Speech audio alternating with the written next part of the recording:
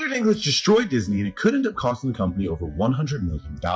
Peter Dinklage didn't mince words. They're remaking the movie. They just got rid of the dwarfs. Okay, but what do they call them? Why would they get rid of the dwarves, though? Magical creatures. But they have one token dwarf amongst these magical creatures. In a 2022 interview, he slammed Disney's live-action Snow White as, quote, a effing backwards story. Peter Dinklage comes into this as when Rachel Zegler was cast. He laughed at Disney saying it's fake progressivism. The reason being that Peter Dinklage, who does have achondroplasia, finds the depiction of the seven dwarfs very offensive. He called out the premise, mocked the use of dwarfs living in a cave together, and said he was shocked Disney thought this kind of remake was still acceptable in modern storytelling. That wasn't just an opinion, it was a bombshell. Disney, clearly rattled, responded with PR language about a new direction and consulting members of the dwarfism community. Behind the scenes, that translated into a complete overhaul of the original concept. And the result? The classic seven dwarfs were quietly cut, replaced with a bizarre lineup of CGI, human-sized side characters that left audiences confused and critics unimpressed. Literally no offense to anything. They're very proud to cast a Latino actress as Snow White. It makes no sense to me. You're progressive in one way, but you're still making that backward story of back to seven dwarves living in a cave. What the are you doing, man? At first, it seemed like Peter made his point. Disney responded, and everyone moved on. But what fans didn't know at the time was that his comments had triggered a cascade of rewrites, rebranding, and reshuffling that would haunt the film all the way to its release. And when Snow White finally flopped, all eyes turned back to the spark that started it, and to the face left standing in the fire, Rachel Zegler. This would have been a lot better if they, had a strong male along with her, a prince, if it wasn't about socialism, if they didn't remove the dwarves, if they had real dwarves. By the time Rachel Zegler joined Snow White, the script had already been rewritten multiple times. The film no longer followed the classic narrative. The prince was gone. The tone was no longer romantic or whimsical. It was defiant, rewritten. Lines about independence and self-worth replaced the fairy tale charm. The dwarfs, barely present, and the studio, clearly panicked. Insiders say Rachel was excited at first. She believed in the idea of modernizing a beloved classic. But once filming began, things quickly shifted. The direction kept changing, executive notes piled up, and behind the scenes, Rachel reportedly started voicing frustration about the creative mess the film had become. More than once, sources claim she privately referred to the production as overcorrected, implying that Dinklage's early remarks caused Disney to abandon what made the original work in a scramble to seem progressive. She didn't name him, but the subtext was clear. You actually just went backwards. You actually just erased the dwarfism side of it. The disability, like we're a disability group, you just erased that whole image. Now here's where it gets wild. After months of speculation, several reports have surfaced claiming that Peter Dinklage and Rachel Zegler came face to face at a private industry event. It wasn't a public feud. No microphones, no red carpets. Just a quiet, private moment between two actors now forever linked by controversy. What was said? No one knows exactly, but insiders close to both sides have shared the following. Dinklage stood by his comments. He challenged the idea that his critique caused the film's failure, and Rachel, according to one source, pushed back. She allegedly told him that his words, though well-meaning, had massive consequences. They changed the film, they changed the press cycle, and in her words, they changed the way people looked at me. That conversation didn't end in shouting, but it didn't end in a hug either. It ended in tension, mutual frustration, and a cold understanding that both of them were now part of a film neither wanted their names tied to. The argument should have been from Peter Dinklage. There's power of being on TV, there's power of television, and to put seven people with dwarfism on camera in a major Disney movie, there's still power there. Once rumors of that confrontation started spreading, fans picked their fighters. Team Dinklage said he had every right to call out outdated representation, and that Disney's messy response wasn't his fault. Team Rachel said she was left holding the bag for decisions far above her head, and Dinklage's viral soundbite gave Disney the excuse to gut a project before she even had a chance to carry it. Reddit threads exploded. TikTok edits pit their interviews side by side. Comment sections asked the same question. Would Snow White have flopped if Peter Dinklage had said nothing? It didn't matter that both actors had valid points. What mattered was the fallout. And whether they wanted it or not, Rachel and Peter were now seen as the two voices that defined the downfall of a Disney legacy. Rachel Zegler is supposed to play Snow White. She's Latina. It says, literally no offense to anyone, but I was a little taken aback that they were very proud to cast a Latina actress as Snow White, but you're still telling the story of Snow White and the Seven Dwarfs. As press for Snow White ramped up, Rachel Zegler was front and center, but insiders say she didn't want to be. Several sources close to the production revealed that Rachel became increasingly uncomfortable during post-production. She was reportedly frustrated with the marketing team's girl boss empowerment angle, the way the classic love story had been completely erased, and the fact that, despite her lead role, she had very little control over the final version of the character behind the scenes. Rachel was allegedly pushing back against press talking points. She didn't agree with all the messaging. She questioned why scenes were cut, why lines were re-recorded, and why the story didn't reflect what she originally signed on for. And most of all, she was reportedly tired of being the face of a film that no longer represented her. Executives tried to keep her happy. They reshuffled press appearances, delayed certain interviews, but by that point, it was too late. The trailers were out, the damage was done, and online, the memes were brutal. If the story is offensive, change the story, don't change the characters. When Peter Dinklage made his original comments in early 2022, they were framed as personal, not political. But Disney's response was anything but subtle. Instead of addressing the issue thoughtfully, the studio overhauled the film in real time. According to internal reports, the original dwarf characters were removed entirely. Sets were redesigned, dialogue was rewritten to reflect modern sensibilities, and new background actors were brought in to replace key roles, all under the label of being culturally sensitive. What should have been a thoughtful inclusion became a corporate panic response. Disney didn't solve the problem, they buried it. And in the process, they created a version of the film that confused everyone, including the cast. This is what made the alleged confrontation between Dinklage and Zegler so important. Rachel wasn't blaming him for having an opinion. She was blaming him for lighting a fire the studio couldn't handle, then disappearing as she stood alone in the fallout. Take a step back and look at what you're doing there. It makes no sense to me. You're progressive in one way, but then you're still making that backwards story about 7 dwarves living in a cave together. What the fuck are you doing, man? Have I done nothing to advance the cause from my soapbox? I guess I'm not loud enough. Even before the film's release, several Hollywood analysts warned Disney, you can't build a film around damage control. One noted industry critic said, what Peter Dinklage said was fair, but what Disney did with it, that was reactive, not strategic. And that's exactly what happened. Instead of thoughtfully addressing representation, the studio replaced charm with corporate language. They tried to neutralize the fairy tale and ended up with a film that had no soul, no magic, and no real audience. Even Gal Gadot, who played the evil queen, reportedly began distancing herself quietly from the press push. She fulfilled her duties, showed up for appearances, but offered no personal endorsements of the film. This wasn't just a failed reboot. It was a studio-wide misread of what audiences actually wanted. Disney has cast Rachel Zegler to play Snow White, which caused a lot of controversy because Zegler is Hispanic and the character is traditionally German. Here's where it gets interesting. As backlash against Snow White built, fans began turning on the trailers, the tone, the script, the CGI, and especially Rachel Zegler's interviews. But even through all that, Peter Dinklage remained untouched. Comment: sections roasted Disney. Rachel trended every week. But Dinklage? Silent, respected, uninvolved. And that silence worked in his favor. Meanwhile, Rachel, who had to carry the marketing load, was being ripped apart for tone, delivery, and even facial expressions. Every interview clip became a meme. Every sentence was clipped, cropped, and turned into TikTok content with captions like, "How not to promote a fairy tale." And yet, the man whose comments sparked the firestorm wasn't part of the conversation anymore.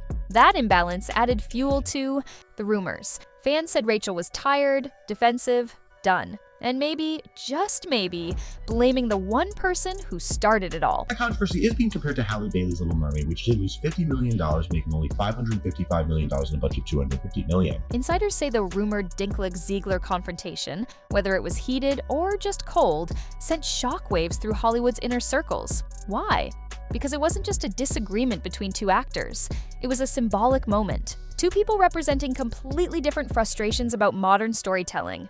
Peter Dinklage had spoken out to challenge lazy stereotypes and outdated tropes, something he's done throughout his career. But what he didn't account for was how a global studio like Disney would overreact, turning that commentary into a box-checking frenzy that rewired the entire project. Rachel Zegler, on the other hand, walked into what she thought was a reimagining of a fairy tale, only to find herself defending a Frankenstein version of a movie where the tone, cast, and core story kept shifting beneath her feet. So when those two perspectives clashed, even quietly, the industry took notice, and suddenly, the conversation wasn't just what went wrong with Snow White? It became, what happens when you hand creative control to PR strategy instead of storytellers? Well, did we just say midget? Midget, dwarf, they're out of work. They're replaced by CGI things. Like, this is just a perfect Imagine example. that. When there's Thing 12. there's no guiding principle, just progress for the sake of progress, and you're just trying to weave around a fence after a Since the release of Snow White, Disney has gone silent. No major promotional campaigns, no re-edited re-releases, no bonus footage, no press tours to reignite interest. Not even a soft launch on Disney Plus with a fan-favorite extended cut. Why? Because according to multiple sources, Disney is done defending this film. They're now focused on quietly phasing it out of the reboot conversation entirely. Internal teams have reportedly paused all sequel talks. Future merchandising plans have been scrapped, and any pitch involving Snow White as a franchise, shelved. It's the studio equivalent of, let's just not talk about it. But this isn't just about saving face. It's about protecting the brand. Because Snow White wasn't just another reboot, it was the reboot, the original. And now it's become the biggest misstep of the entire live-action lineup. If Snow White flops, none of the others are safe. Peter Dinklage said that Disney casting Rachel Zegler is their way to feel good about themselves while ignoring a much bigger problem. Despite the backlash, Rachel Zegler hasn't vanished. In fact, she's still landing roles, still attending events, still working. But the tone around her has shifted, and not necessarily in her favor. Casting directors reportedly see her as risky PR now. Studios are allegedly attaching extra press restrictions to her contracts. No ad-libbed interviews, no unscripted promo spots. Everything has to be vetted. Fair? Maybe not. Understandable in today's environment? Definitely, because once an actress is connected to a multi-million-dollar flop and becomes a viral scapegoat for its failure, execs get nervous, even if the criticism wasn't all her fault, even if she was handed a mess and told to sell it with a smile. Rachel is reportedly trying to rebuild her public image, focusing on controlled media, limiting red carpet access, and avoiding Snow White questions entirely. But the internet doesn't let go easily, and unfortunately, this film became her defining narrative, whether she wanted it or not. Peter Dinklage was criticized by some actors with similar conditions, like Dylan Postgirl said Peter Dinklage was being selfish and that community needs more work. Peter Dinklage has remained active post-Snow White. New projects, press rounds, award season buzz. But what's interesting is this. He's never revisited those comments. Not once. He hasn't explained them. He hasn't clarified. He hasn't said whether he regrets sparking the media frenzy. And while that silence has shielded him from backlash, it's also left a void that others keep filling with speculation. Because even if Dinklage didn't mean to trigger a rewrite, his words did. And the impact of that single interview still haunts the film's legacy. Whether he was right or wrong isn't even the point anymore. The point is, his critique became the creative compass, and Disney followed it off a cliff. That's why, even as Dinklage keeps working, quietly, confidently, the specter of Snow White follows him too. Not as a stain, but as a shadow. A reminder of what happens when commentary turns into course correction, with no one steering the ship. It's this weird thing where he's saying, like, oh, it's bad that we're still doing Snow White and the Seven Dwarfs, so he doesn't necessarily want that. But as little people actors, it's like, well, we kind of want to work. We kind of want... At the center of this entire mess is one question no one wants to say out loud. Whose reputation actually suffered, and who walked away clean? Peter Dinklage made his critique, stepped back, and resumed his career with zero dents to his public image. He remained respected in Hollywood, praised by activists, and protected by his long-standing credibility. Rachel Zegler, on the other hand, was dragged into an online war she didn't start, blamed for a script she didn't write, and forced to smile through a press tour that felt more like a damage control tour. Her every comment was clipped, her tone picked apart, her posture analyzed, and the studio, nowhere in sight. The people who made the decisions that changed the film, the ones who actually scrapped the prince, rewrote the dwarfs, and loaded the dialogue with modern one-liners, stayed silent, while Rachel took the heat. This isn't just a PR failure, it's a structural failure. An actress was cast to lead a fairy tale and ended up leading a fallout. There's now an effort in Hollywood to not cast little people, instead do things like cast Hugh Grant as Oompa Loompa. Snow White wasn't just one movie, it was supposed to be a milestone, the launchpad for a new generation of legacy reboots. Instead, it became the cautionary tale that shook the entire strategy. Since the backlash, multiple Disney live-action projects have been quietly paused or reworked. Tangled is no longer being fast-tracked. The Princess and the Frog live-action version is in development limbo.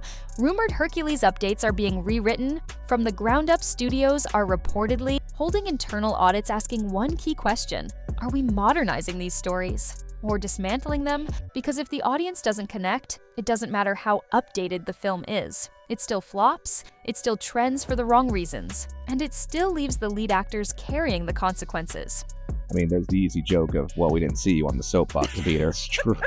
But here's the part no one wants to say in a press release. Legacy storytelling may no longer be sustainable in this format. Rewriting classic characters, reframing narratives, modernizing tropes, all of it sounds great on paper, until the final product becomes a hollow retelling no one connects with. What made the original special wasn't just the story, it was the sincerity, the heart, the timelessness. And when that sincerity is replaced by self-awareness, irony, or checklist-driven writing, the magic disappears. And audiences notice. That's what Snow White proved. And that's why Rachel Zegler and Peter Dinklage's alleged confrontation will be remembered, because it captured two truths in conflict: the need for progress and the cost of abandoning simplicity. That part, and if that's what's available, then that's what we'd like to do. But at the same time, I get what he's saying, because yeah, if you're like, well, was it that bad? I go, yeah, because at the time, dwarves really didn't have any representation. Rachel Zegler is moving forward, carefully. Her team is managing her image more tightly than ever. She's reportedly choosing roles with minimal controversy risk, avoiding legacy IPs, and turning down interviews that might reopen the snow. White conversation. Peter Dinklage continues to work steadily, always intentional, always on his terms, but the shadow of his Snow White comments, still present, still referenced, still dissected in film circles and media critiques. Neither of them won, but only one of them was forced to answer for it, and the studio moved on to the next reboot. And I get it, there's a difference between spoiling and whatever, but to go out and badmouth everybody and talk smack about, I mean, older movies in the same franchise, the canon story, I guess? Yeah. I don't know, dude. I feel like they would have had better control over that. This wasn't Rachel's story. It wasn't Dinklage's either. It was Disney's.